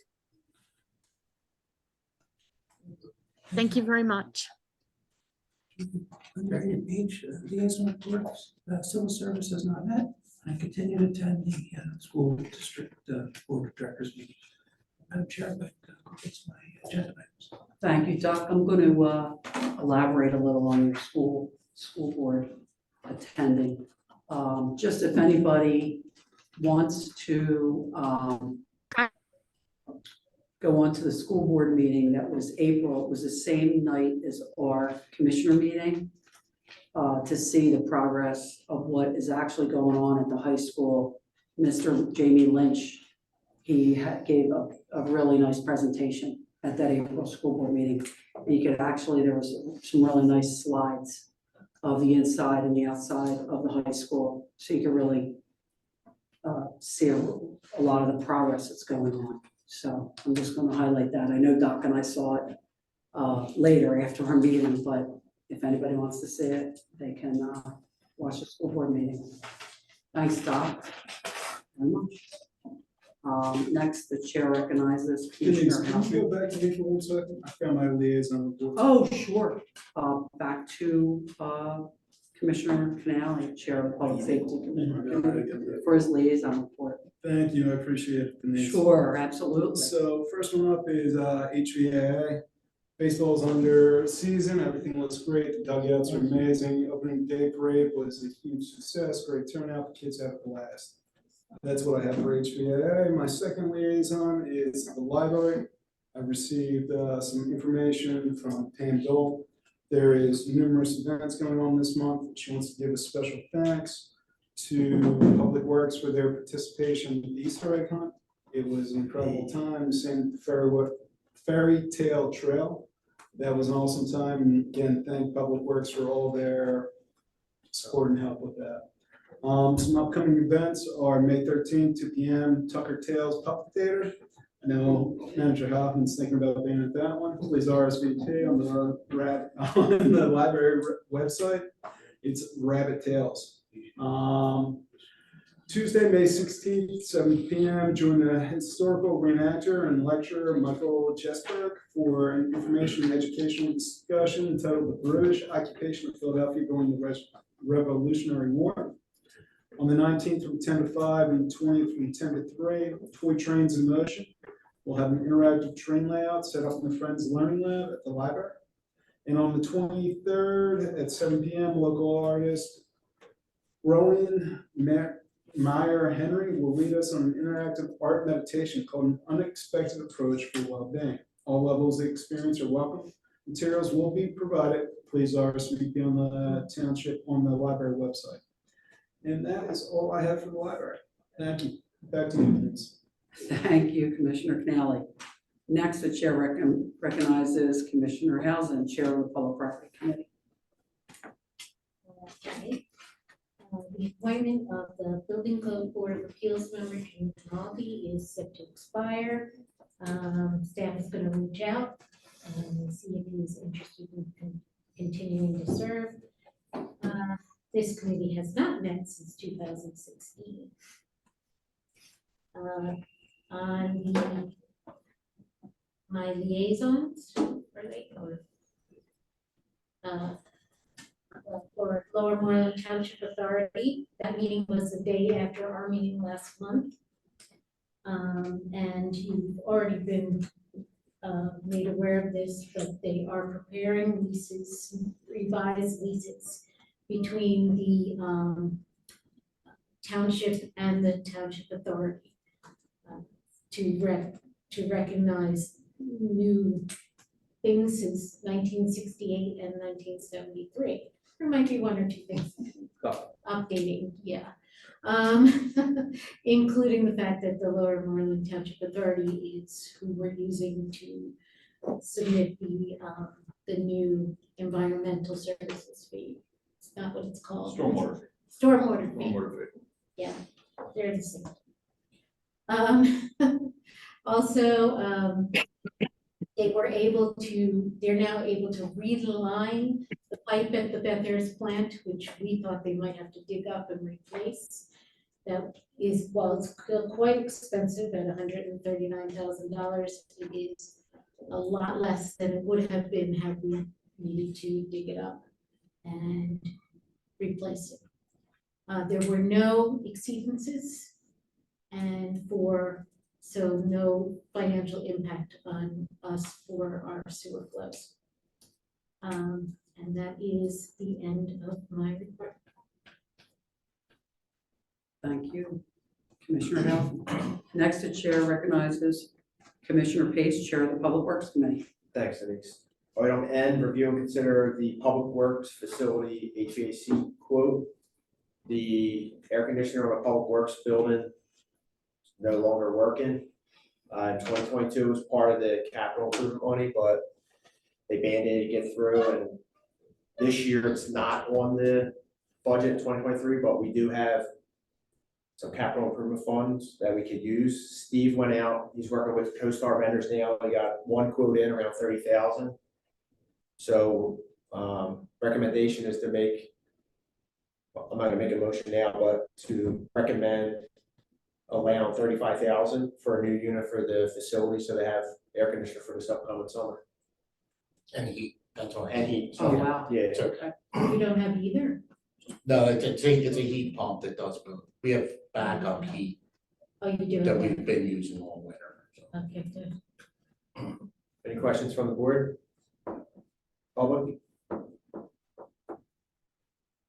All right, so I'd like to make a motion to authorize a cost not to exceed 35,000 to replace the Department of Public Works HVAC system. Second. Motion was moved and seconded to authorize a cost not to exceed $35,000 to replace the Department of Public Works HVAC system. All those in favor, please signify by saying aye. Aye. Any opposed? No opposed? The ayes have it. Motion's passed. Go get that HVAC system, Steve. And next up is Public Works, Steve. Everyone went over pretty much everything we're gonna do, except for, we're doing a lot of prep work right now for our paving projects. I haven't gotten a date yet from the paving end, but the seal coating project is due to start May 22nd, that week. So that's Jefferson, Drayborn, Hillcroft, Heather, and Bedford. So. And Jefferson. And Jefferson. So that said, as soon as I get the date from our paver, I'll get those letters sent out, and then I'll hand deliver that to all the roads where that work's going. Aqua's continuing their work up in Ward 2 and Pine View, Michael Stephen, and I think they're actually about a month ahead to start the work on Laurel and Sittler. So they're going good. They have all their pipe for the Buck Road, the finished Buck Road project. They're just waiting for some valves. So it seems to be the issue with that. Besides that, I had the honor of throwing out the first pitch. French VA. So it was a great day. They had a ton of kids there, and it was a good time. High and inside. Oh, yeah. Thank you. Thanks, Steve. Thank you. Liaison report, Historical Architectural Review Board, there's nothing new to report. Back to Denise. Thank you, Commissioner Pace. Next, the chair recognizes Commissioner Odner, Chair of the Ordinance Committee. Thank you. First is zoning hearing board. There are 4 applications for the May zoning hearing board agenda. First is application number 23-03, the application of Mintu Alexander of 2535 Morgan Run, who seeks a variance to allow a reduction of the minimum 25-foot rear yard setback to 15 feet to allow construction of a 12-foot by 24-foot deck with a 12 by 12 sunroom atop. Second is application number 23-04, the application of Joseph Carone Jr.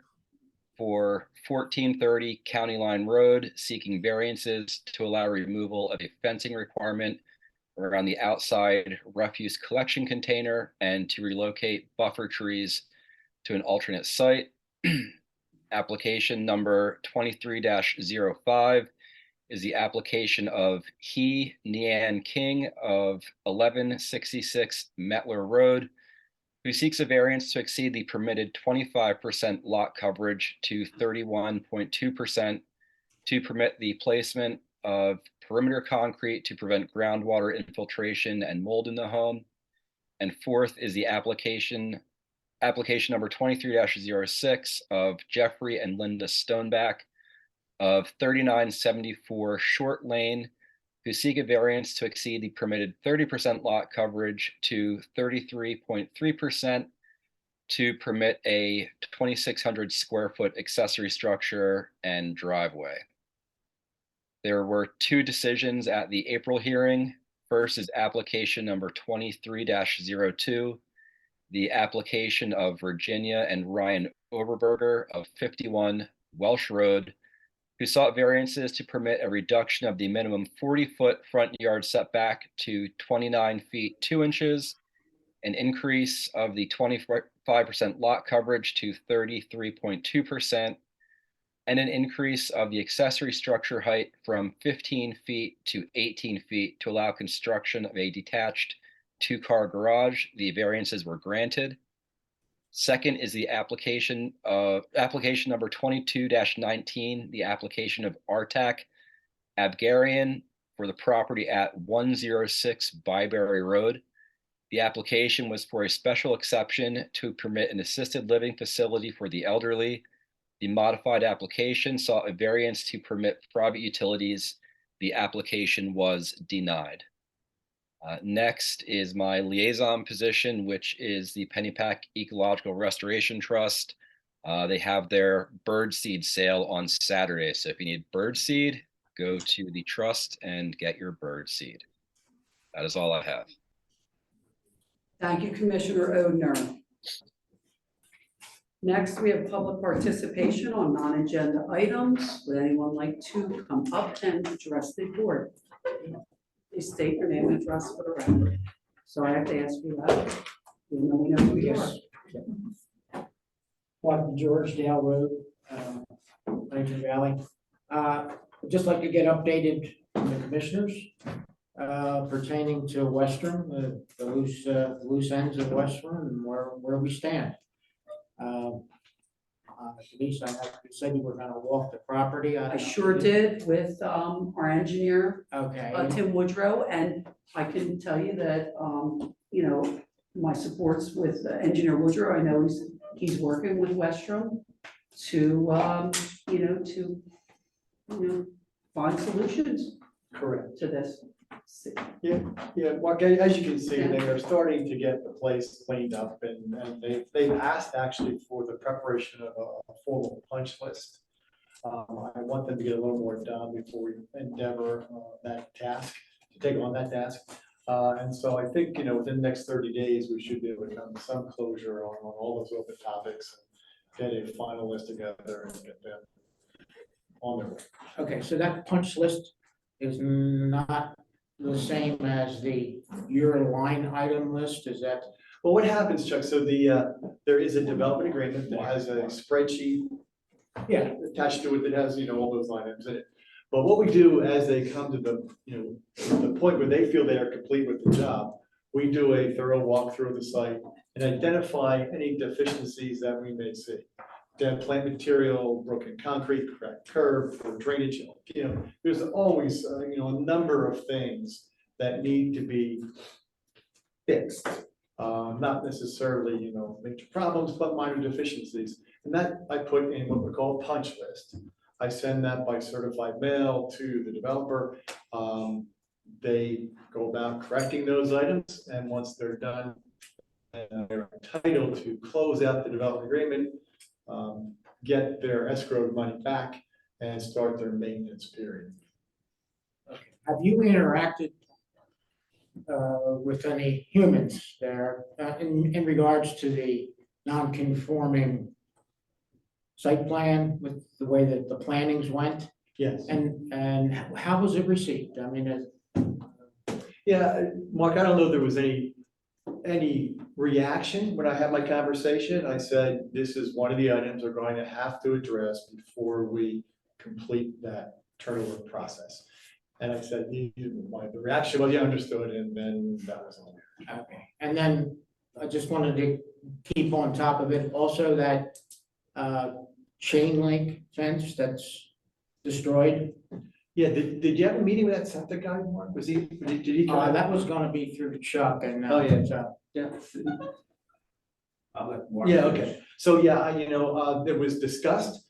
The information that I got back from Westrom was that that's the way they found the fence when they arrived on the property. There is some evidence that, you know, due to the amount of rust and debris on the fabric of the fence, that there is probably some legitimacy to that position.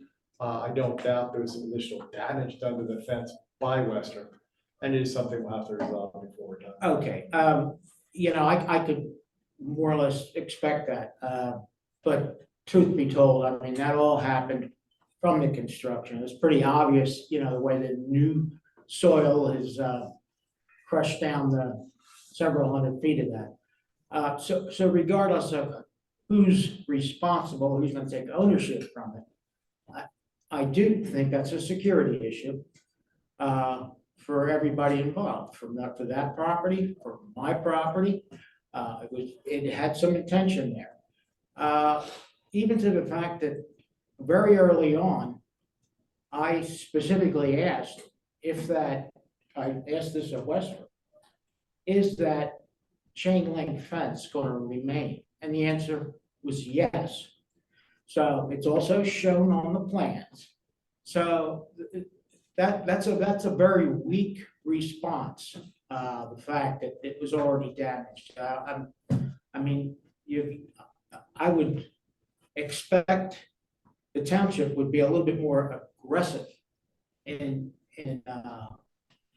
disputing and just make things right. It's as simple as that. And I really want to stick with the plan. They are not conforming to what you voted on. So that, I think that's a pretty big issue. And there's also an issue with the misplacement of the gifted trees, the 26. So those are all separate issues, but I don't want them to get lost in the shuffle here. So, okay, thanks. Thank you. We still owe them 100 something in escrow too, right? Yeah, we have. Yes. Yeah. But it's like, it's their money we are holding. Yeah, I got it. So, yeah. Correct. Do you have someone on Zoom? Anyone else? Anyone on Zoom? Okay.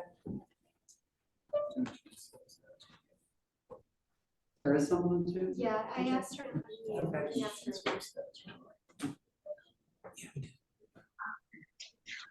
Hi, can you hear me? Yes. Hi, it's Laura Calfayan, 3231 Maple Road. I was just going back to, I heard Mr. McDade talking about the new position that was being, I guess, initiated or advertised. I guess we're advertising for a new position. I had paid a little bit of attention to that early on in previous months. I guess I misunderstood. I thought that that was a consultant. I didn't realize it was a full-time position. So during this meeting, I've been doing a little bit of research, looking at the minutes and things. And it looks like this is a full-time position and we are paying, Lower Moreland is paying 75% versus 25% by Brynathan, is that correct? Yes. Of their salary, okay. So, and that person is being hired to do what? So they're going to be responsible for the oversight of fire and ambulance in Lower Moreland and Brynathan. I'm sorry, I must have cut out. Can you say that one more time? They are going to be responsible for the oversight of fire and ambulance services in both Lower Moreland and Brynathan Borough. For oversight. Okay, I'm not really sure what that means. We have chiefs in both companies, right? So would this new person be the person that the chiefs are reporting to? So I think we need to distinguish between the separate nonprofit entities that provide those services in the two communities. Bob Shattuck sitting in this room, he is the chief of Huntington Valley Fire Company. Provided any change there, Bob will continue to be the chief of Huntington Valley Fire Company. So when hired, this position is not going to be the operations day-to-day chief who is going to lead a fire scene. However, for more than a decade now, we've been having conversations about the challenges of providing volunteer emergency services. So there's been various discussions over the years in relation to the two fire companies engaging in their own conversations about merger. That has not happened to date. Then there was a point where both municipalities were invited to join in on those conversations and tried to see what kind of future ideas could be yielded there so that we can have some peace of mind about the continuance of those services.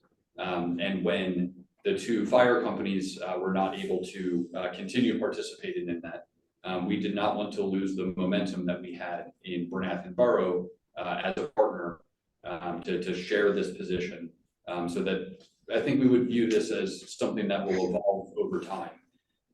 Off the bat, it's going to be someone rather than Vicky as the Brynathan Borough manager and me as the Lower Moreland Township manager, being able to advise our respective elected bodies about those ongoing services. We're going to have a professional that's going to be able to, in the same way that Chief Scorado makes recommendations for the police department, is going to be able to create reporting structures, create a rapport into both of the volunteer entities, and be able to either give the board peace of mind that the service as it exists today is something that we continue to provide funding to, and that it's providing the services that we need, or perhaps in 1 year, in 3 years, in 10 years, it identifies that we need to do something different. So it's the first step in professionalizing a very important emergency service, while at the same time recognizing the tremendous volunteer history that these two entities provide to our respective communities. So we're trying to leverage a great relationship with Vicki, with Jeff Elsing as the president of Borough Council, and that both boards have unanimously approved all of the agreement framework for creating this position. It was fully funded in Lower Moreland's 2023 budget.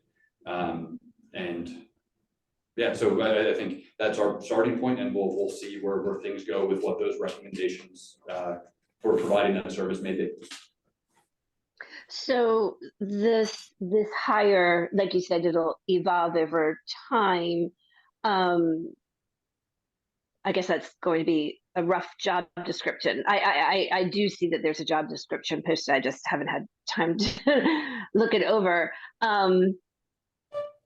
Okay, so Lower Moreland is paying 75% of their salary. Bryn Athyn is Bryn Athyn fully volunteer? I thought they had paid, I thought their EMTs were paid. They're not? It's a combination department in Bryn Athyn. They have full-time personnel and volunteers. I'm sorry, I'm really having a hard time hearing. I'm so sorry. Could you repeat that? Sure, it's a combination department in Bryn Athyn. Come to the meeting. It is full-time personnel, part-time personnel, and volunteer staff. I appreciate the comment to come to the meeting. I do come to many meetings. It's not possible. That was rude, whoever said it. Thank you very much. Excuse me? Out of order, John Rice. I understand. Okay, thank you. So somebody can be rude to me, but I can't make a comment on the rude comment. Beautiful.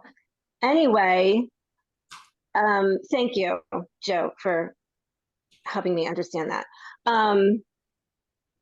And so this is a concern essentially about lack of volunteers, which I completely understand must be devastating to most, to at least our fire company. I don't know if that's common everywhere, but I know that that's been a long-term concern. And we're still, I guess, talking about the future of blending the efforts of the volunteers and I guess the paid personnel at BA with Huntington Valley, Lower Moreland volunteers, like so that we can have a solid public, quick public response to emergencies. That's still the ultimate goal, the one that we have been talking about for, probably a decade, right? Yeah, so that's the driving idea behind this. That to have a qualified person who deals specifically in the fire and emergency services world, provide this feedback to the community, rather than those who do not do that. It seems to be a very valuable position for both Lower Moreland Township and Bryn Athyn Borough to rely on to make sound decisions for the future. Okay. And I also heard something about an award, and I guess the award was based on the concept of the hire, and that the two towns came together to proceed in a unified direction. Is that what the award was for? We are so dramatically overstating what this was. There were 30-something award winners across the state. And generally, communities that cooperate together to solve problems is a positive thing. Yes. Yeah. No, I'm just wondering if that's what it was about. Like, finally, the two towns came together. The award was for intergovernmental cooperation. Got it. Okay. Awesome. However, I have to say that our president, Dr. SIRKEN, really should have been there to accept that award. I was just a pinch hitter to fill in to accept that for him. He could not be there on that day. So I graciously filled in for him because he worked so, hard. He attended a lot of meetings with our fire company and in municipally with the two, borough and our fire company. And thanks, Doc, for letting me be a fill-in for you. He asked me to go and fill in for him, but, we all support him as a board and the work that he does as our leader. And it's an honor to work behind him and beside him, and also our manager. And thanks, Doc, for all your hard work. And yeah, the question was not a criticism. I just didn't understand it as what it ended up being. I didn't realize this was a full-time salaried, new position in Lower Moreland. I just didn't understand that. I just wanted clarification on that. And then I heard the comment about the award. The only other, and the reason I am interested is because I do walk around with candidates in my ward, and my street in particular happens to have a lot of people from the fire company or who at some point in their lives were affiliated with the fire company. And man, there's a lot of opinions and they are all not the same. So I was, when I heard about this tonight, it perked up my ears and made me want to understand it better, so that, when I'm walking the dog down the street and somebody comes out of the house and wants to talk about it, I have at least half of an idea of what I'm talking about. All right, thank you for your time. I appreciate it. You're welcome. And I want to thank you for even being interested. I think it's great. Thank you. Anyone else on Zoom? No. If not, I'll make a motion to adjourn. Sorry. Motion was moved in second. The meeting is over. Thank you very much. Everyone have a good evening.